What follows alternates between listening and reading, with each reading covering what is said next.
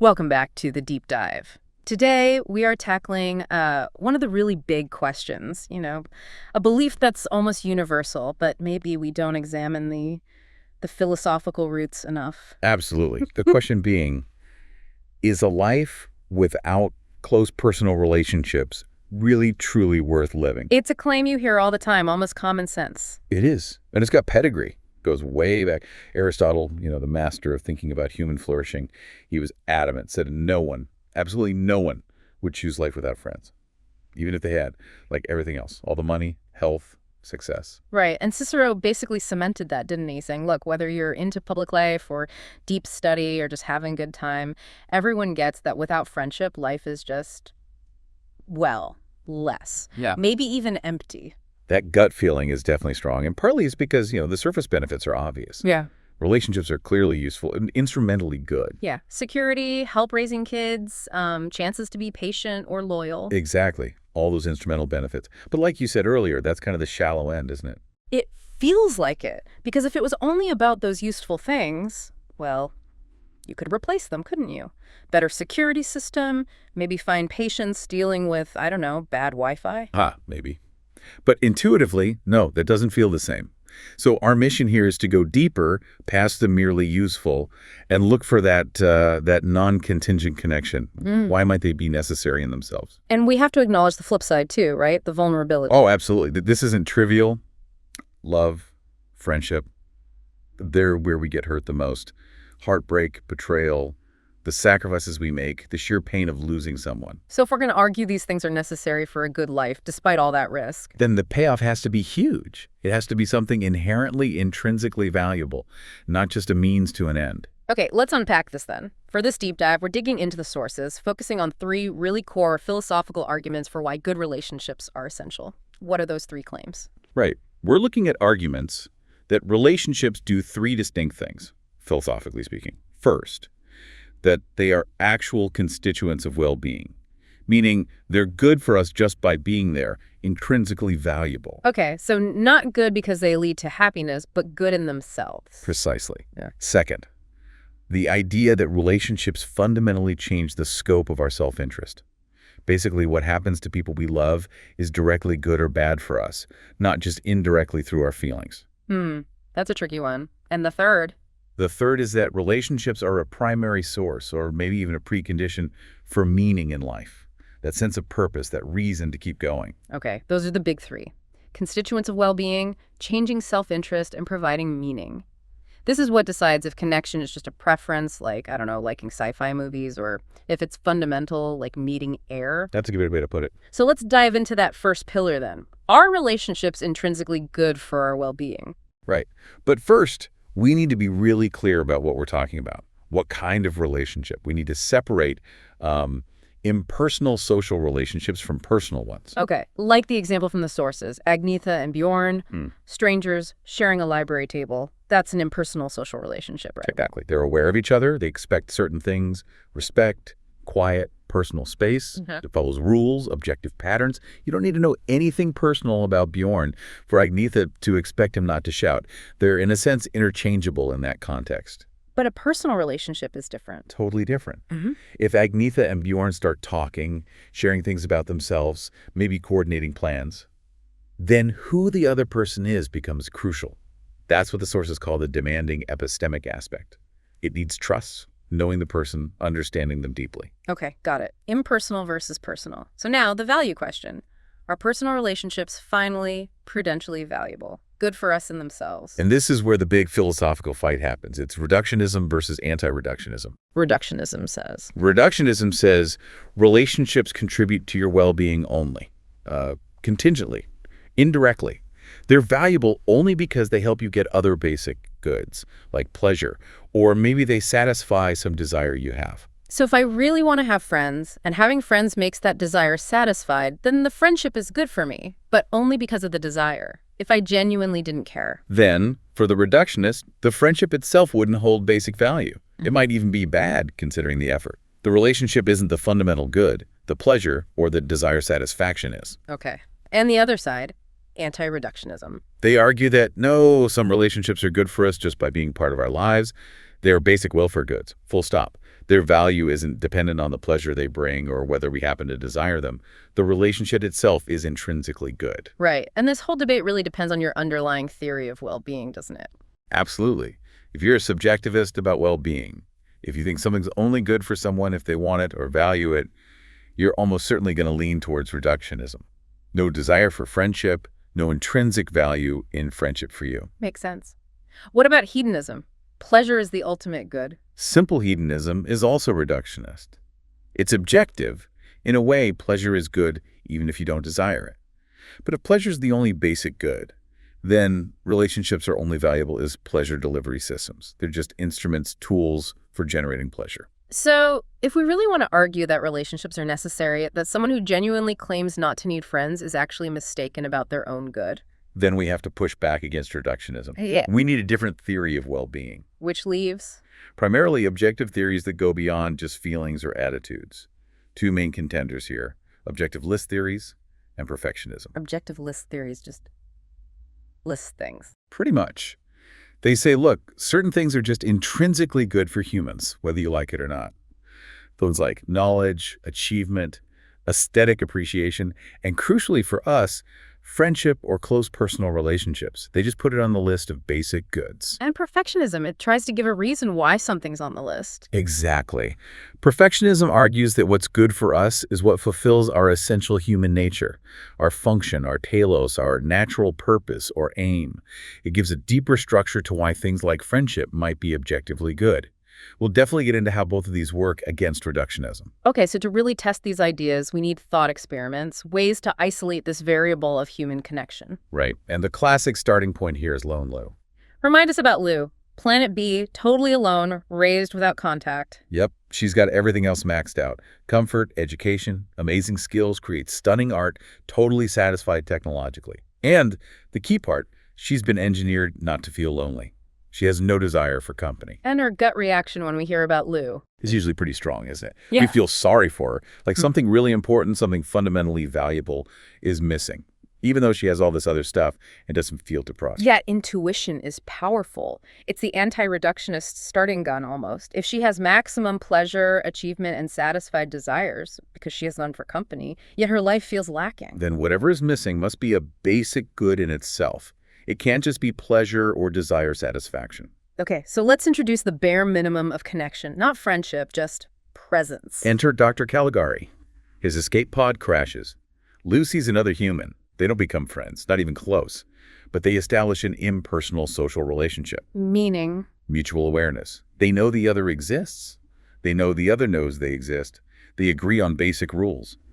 Don't steal, respect boundaries, help in emergencies maybe. They even share scientific data, sort of collegially, but distantly. Okay, so we've gone from total solitude to just basic respectful coexistence.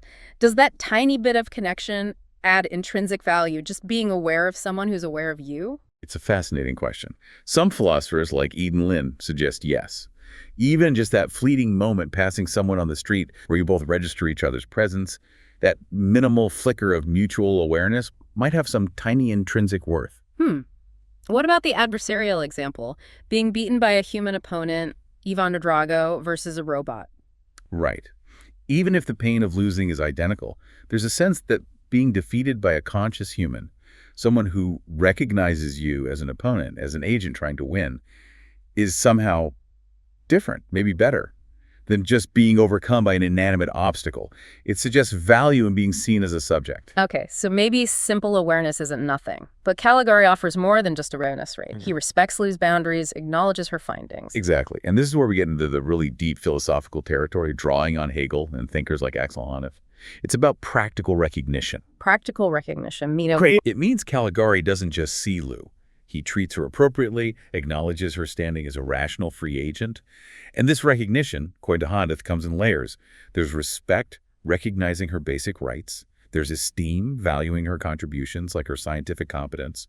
And then there's love, recognizing her unique, irreplaceable worth, which isn't happening here with Caligari yet. And this recognition has to be mutual. Crucial point. Yes, mutual. Getting praise from someone you don't respect, or maybe someone you think isn't rational, it's worthless. Think about an AI telling you your art is brilliant versus a top human critic saying it. The critic's view matters because you recognize their standing, their judgment. It has to flow both ways between beings who recognize each other's capacity for judgment. And freely given, too, not forced. Absolutely. If Caligari was forced by some rule to respect Lou, it wouldn't confer the same kind of dignity. It's the fact that he chooses to constrain his own immediate self-interest, to respect her space and her work, that affirms her status as a free subject. And seeing herself reflected in his recognition helps affirm her own freedom. So, Lou and Caligari, by respecting boundaries and sharing data, they're conferring this dignity on each other. Lou is being seen and validated as competent by a peer. Right, even without friendship. But wait, couldn't a clever reductionist just say, okay, Lou has an objective need or desire to be seen as competent, and Caligari fulfills that desire? Isn't this just desire satisfaction again, just fancier? It's the standard pushback, yeah. The Hegelian or recognition theorist would respond by saying, it's not just a desire. Lou has a reason to want her achievements recognized, because those achievements have objective value. Recognition completes the value in a way. If she completely rejected any form of recognition, she'd arguably be failing to appreciate the worth of her own work. It's about acknowledging objective value, not just satisfying a feeling. Okay, so the argument is even this minimal, impersonal, mutual respect between Lou and Caligari adds intrinsic value to Lou's life. It supports the anti-reductionist case. She's better off than being totally alone. That seems plausible. Better than just having a chasm protecting her stuff. But yeah, it still feels like something major is missing compared to a real relationship, doesn't it? Definitely. It's not friendship, not love. Exactly. So to get to the heart of it, we need the full-blown personal connection. Enter Mr. Darcy. Lou meets Darcy. He's smart, engaging. They hit it off, become fast friends, then lovers. A deep, fulfilling relationship. Right. This is the kind of relationship that objectivist theorists point to and say, see, this is a basic welfare good. Friendship, love, they put it right there alongside knowledge, achievement, etc. Okay, so what makes a good friendship or love relationship valuable, according to the sources? What are the key ingredients? They usually break it down into about 4 key aspects. Some subjective, one objective. First, the affective part. Feelings. Yeah.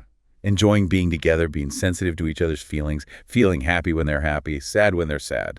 Yeah. That kind of emotional resonance. Second. Intimacy. This is the cognitive side. Deep trust. Really knowing the other person, understanding their history, their motivations, their quirks. Yeah. And a key part of this is being receptive, being open to being influenced or changed by them. Right, letting their perspective actually affect you.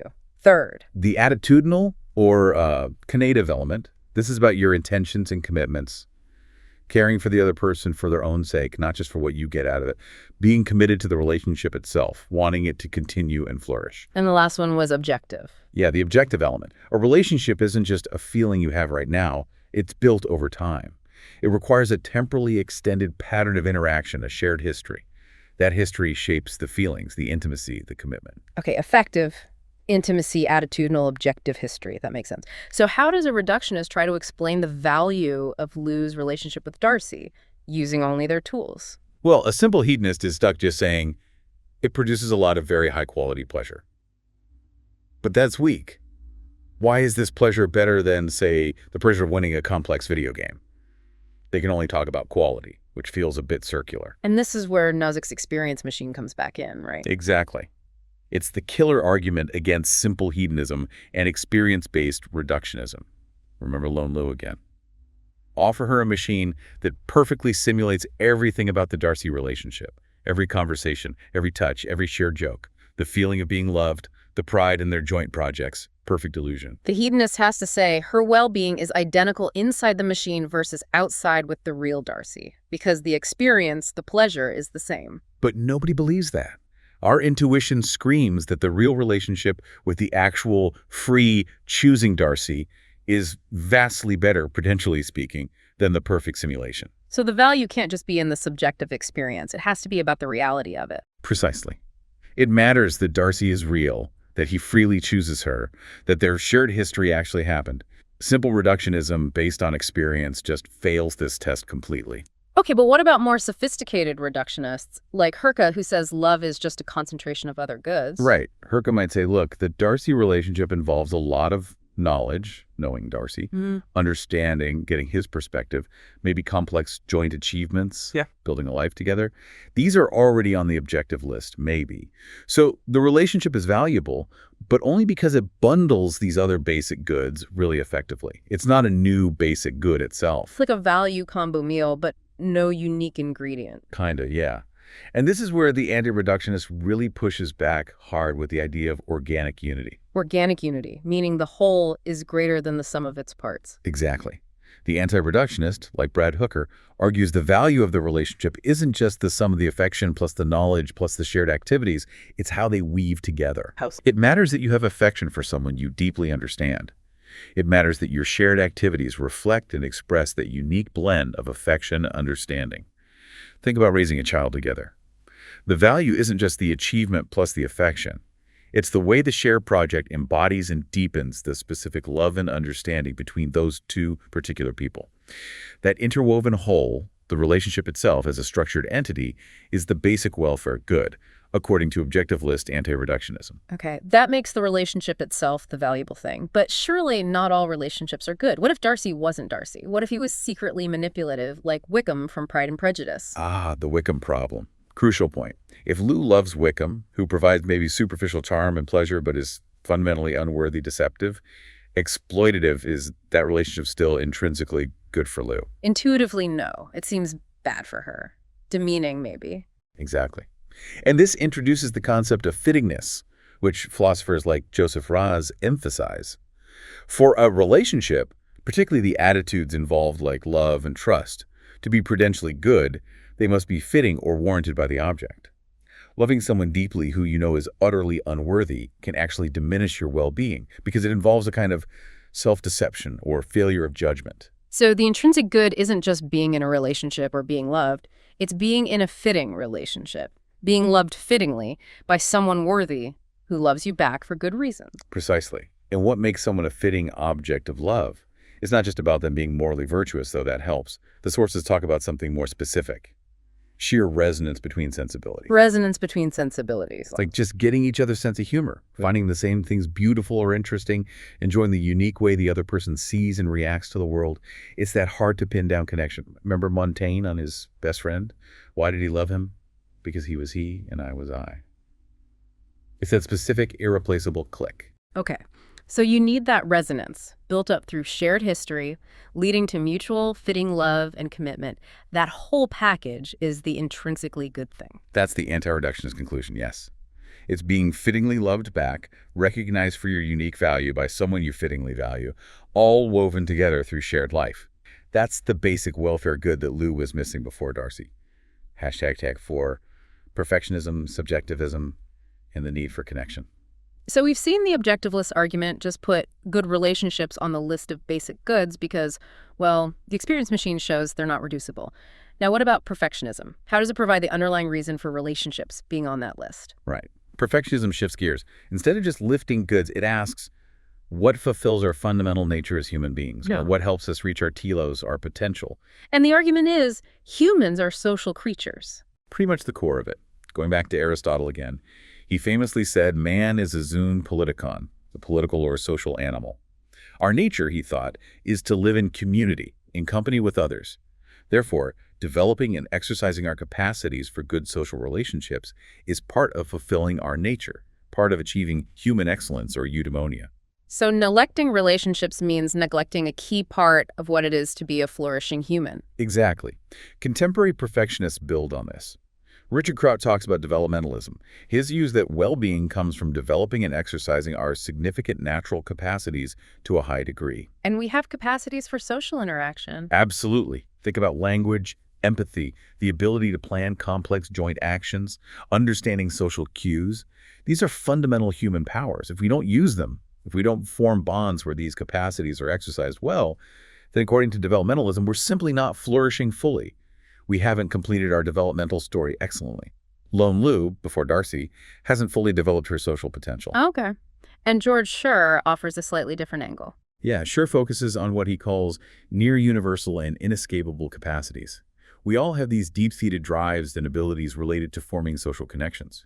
trying to bond with others, seeking recognition. These efforts are almost inescapable parts of the human condition. Even Lou alone might internally grapple with these potentials, even if engineered not to feel loneliness consciously. And for sure, well-being involves the successful exercise of these inescapable capacities. Right. And success in forming social bonds, he argues, fundamentally requires achieving mutual recognition, respect, esteem, maybe eventually love.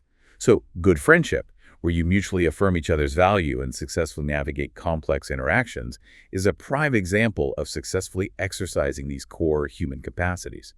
Therefore, it's intrinsically good from a perfectionist standpoint. So both objectivist and perfectionist views give us strong reasons to be anti-reductionists about relationships. And this lets them mount a serious challenge to subjectivism, right? Absolutely. Let's go back to the subjectivist claim. If someone, maybe Lou before Caligari, genuinely doesn't desire friendship, then for the subjectivist, friendship holds no intrinsic value for that person. It's like stamp collecting. If you don't like it, it's not good for you. Exactly. But the anti-reductionist, armed with objectivist or perfectionist arguments, says, no, loyal friendship is not like stamp collecting. If relationships are basic welfare goods tied to our fundamental nature, then the person who genuinely rejects the value of loyal, fitting friendship is making a prudential mistake. They are wrong about what is actually good for them. That's a strong claim, saying someone is wrong about their own well-being. It is. It challenges the idea that the individual is the ultimate authority on their own good. But the perfectionist justification often points to why someone might lack that desire. Often, it's suggested it stems from things like trauma, abuse, or profound alienation experiences that might warp someone's ability to recognize or pursue what is genuinely fulfilling for a human being. So if someone suffered terrible betrayals and now says, I don't need anyone, the anti-reductionist view is that while their feelings are understandable, They are still missing out on a fundamental component of a flourishing human life. yeah, Their well-being is objectively lower because they aren't successfully exercising these core, inescapable social capacities in a positive way. wow. So the objectivity of relationship value seems like a really robust conclusion from these arguments. Yeah. It seems very hard to deny that rejecting all possibility of loyal friendship is some kind of mistake about your own good. It's certainly one of the most compelling points against pure subjectivism and simple hedonism that comes out of this whole discussion. Okay, let's shift gears to the second big claim. That relationships don't just add value, they actually extend the boundaries of our self-interest. The idea that what's good for my friend or child is, in some direct way, good for me. Right. This is about changing the scope of well-being itself. And to really dig into this, we need our third relationship example, Pip's tragedy. Lou and Darcy have a child, Pip. Parental love often feels like the deepest kind, right? Unconditional, demanding huge sacrifices. It's often seen that way, yeah. So first, let's quickly touch on why being a good parent might be prudentially valuable for Lou herself. From a perfectionist view, Yeah, perfectionists like Breakhouse and Swift argue that successfully carrying out the duties of parenthood, ensuring the child's well-being, fostering their autonomy, basically helping them flourish, is a unique and complex human achievement. Successfully doing that contributes significantly to the parent's own flourishing by exercising capacities for care, responsibility, and long-term planning. and there's the experience of unconditional love itself. Right. Ferraccioli suggests that parental love offers access to perhaps the deepest mode of human caring, this near unconditional commitment. Experiencing and enacting that kind of love might be intrinsically valuable for the parent, expanding their effective range. Okay. And Pip, the child, obviously benefits instrumentally, but not instrumentally too. Yes. The sources highlight relational goods for the child. Things like family experiences, shared memories, inside jokes, traditions, that whole narrative tapestry that makes a family unique. And maybe even more fundamentally, uncontrolled intimacy. Uncontrolled intimacy. That feeling of being completely safe to be yourself, unself-consciously. A child, ideally, feels they can share their wildest thoughts, fears, joys with a parent who loves them unconditionally, without fear of judgment or rejection. That kind of open, unmanaged sharing is incredibly valuable for development, and maybe something adults rarely experience outside of very deep relationships. Okay, so both parent and child benefit. But the core question for extended self-interest is, if something bad happens to Pip, is that bad for Lou directly, not just because it makes her sad? That's the crux. The reductionist says, no, Pip's suffering is bad for Lou only because it causes her distress or maybe practical problems. But the anti-reductionist view, wanting to extend self-interest, points to what? They often invoke something like the union theory of love, associated with philosophers like Harry Frankfurt and Robert Nozick. The idea is that when you love someone deeply, their interests, their well-being become part of your well-being. Your boundaries kind of merge. The people you love, Nozick wrote, are included inside your boundaries. Wow. So if the union theory is literally true, The implication is stark. If Pip were to fall into a coma, that event would be intrinsically bad for Lou's well-being, a direct hit to her flourishing, even if she never found out about it. Because Pip's well-being is part of her well-being now. that's a very strong claim. Does it hold up? Well, it runs into a major problem, often called prudential math absurdity. Prudential math absurd. Yeah. Yeah. If Lou's, Darcy's, and Pip's well-being were literally pooled into one big family well-being score, then genuine conflicts of interest within the loving unit should basically disappear, or at least be easily calculable. Explain that. Like, if Pip needs expensive therapy and it means Lou can't take a sabbatical she really wants. Exactly. If their well-being is truly merged, the decrease in Lou's individual happiness should be perfectly offset by the increase in the pooled family happiness from Pip getting the therapy. The math should just work out for the collective. Lou shouldn't feel a genuine sacrifice, just a rational reallocation of resources within the merged self. But that's not how it feels, is it? Lou does feel the sacrifice. There's a real conflict between her interest and Pip's interest. Precisely. The fact that these genuine conflicts exist, that Lou has to choose to prioritize Pip's good over her own desired good, shows that the boundaries haven't completely dissolved. If Pip's girlfriend breaks up with her, it's obviously much worse for Pip than it is for Lou, even though Lou cares deeply. The selves remain distinct. The literal union theory seems too strong. It doesn't match reality. Okay, so we can't just merge the selves, but we still have the intuition that Pip's fate matters to Lou directly. How do we explain that without full union? We could look back to Aristotle again. His view was more nuanced. The virtuous person loves themselves most, in the sense of loving their rational self, but sees a true friend as another self, because their higher interests pursuing virtue, living rationally, converge. So acting nobly for a friend. Promotes the friend's rational activity, which is good, but it also promotes your own rational activity, which is your highest good. So helping Darcy or Pip flourish virtuously is simultaneously serving your own deepest self-interest. It aligns interests at the level of virtue. That's elegant, but maybe a bit demanding, relying on everyone being perfectly virtuous. It is a high bar. A more contemporary approach, which is maybe a bit more modest and leans slightly back towards subjectivism, is gaining traction. Which is? The idea that we invest our self-interest in others, Yeah. it's not that our boundaries merge automatically, but that we choose to adopt the well-being of our loved ones as one of our own fundamental ends or goals. So Lou decides that Pip having a long, happy life is a core project for her, like writing a great novel might be. Exactly. It becomes one of her defining goals.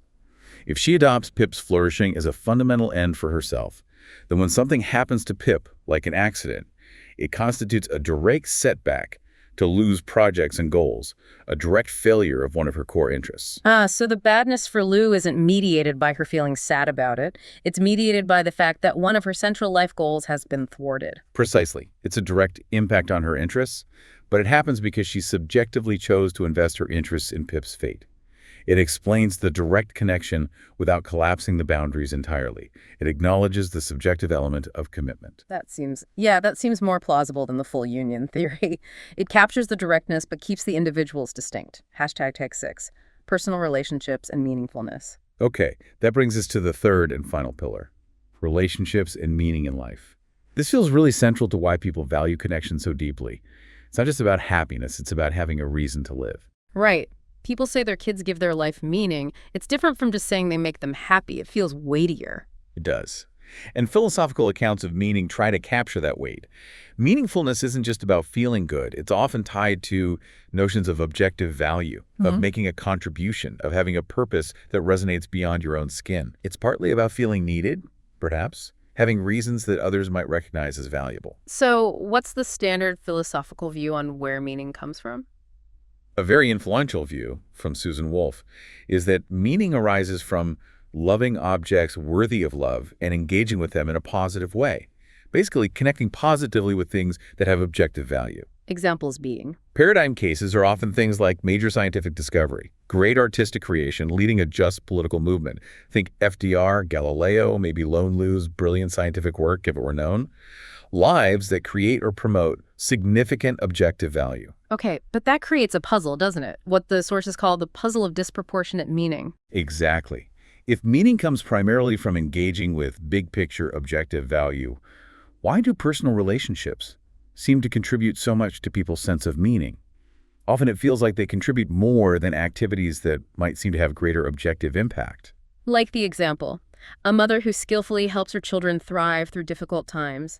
Her life feels deeply meaningful, perhaps just as meaningful as a scientist making a breakthrough in isolation, even if the scientist's work affects more people objectively. Right.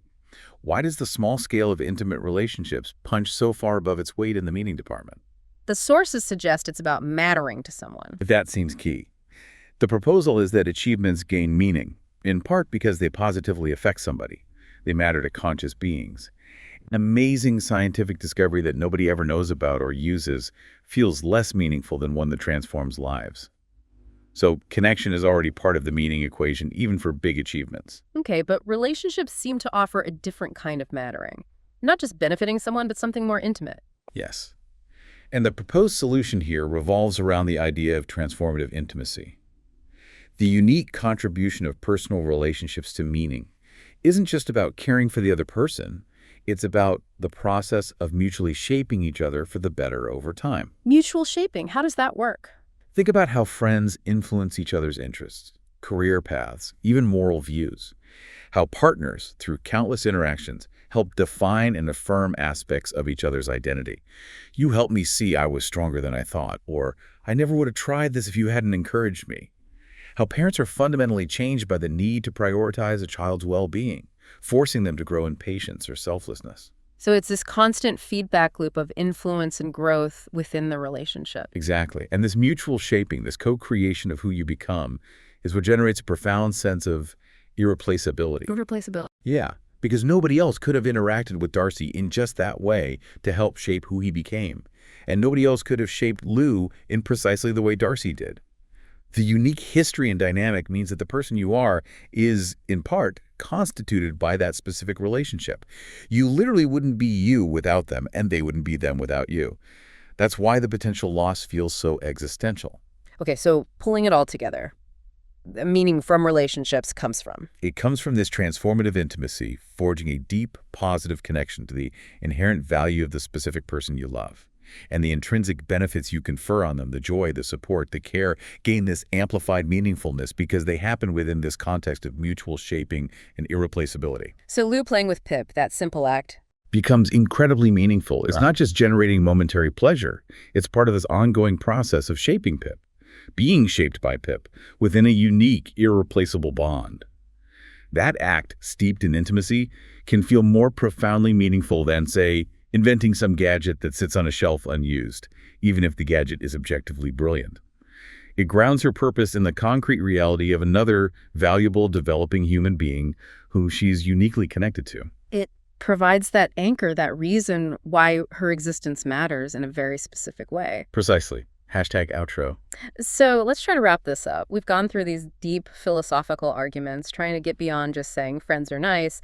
And the case for anti-reductionism seems, well, pretty strong, doesn't it? It really does. The idea that the value of a good relationship can be reduced entirely to the pleasure it causes or the desires it happens to satisfy just seems to miss something crucial, especially when you think about things like the experience machine. Yeah, that experience machine test is a tough one for the reductionists. The big bullet to bite, as the sources call it. Definitely.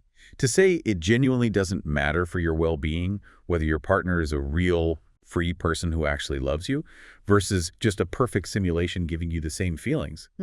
That feels like a massive cost to maintaining the reductionist view. It seems to deny something fundamental about what we value in human connection, the reality, the mutuality, the recognition. So the conclusion seems to be that deep personal relationships aren't just optional extras for a good human life. They're fundamental necessities. They provide dignity, they're sources of intrinsic value in themselves, and they're arguably essential for a life to feel meaningful. They seem to be non-negotiable parts of human flourishing, yes. Yeah. Even if they make us vulnerable, the value they provide appears unique and irreplaceable. And a lot of that unique value, especially regarding meaning, seems tied to this idea we ended on, transformative intimacy, the way we mutually shape each other. Right, that process of co-creation within the relationship. Which leaves us with a final thought for you, the listener, to maybe mull over. If this mutual shaping, this transformative intimacy is so central to the meaning we find in relationships, take a moment to think about your own life. What parts of your own story, your character, your passions, the way you see the world are fundamentally different because of the influence of someone you love? And, looking the other way, what unique aspects of their life, their story, might exist only because of your specific, irreplaceable influence on them? It's a powerful lens to look through. Until next time, keep digging deeper into what really makes a life worthwhile.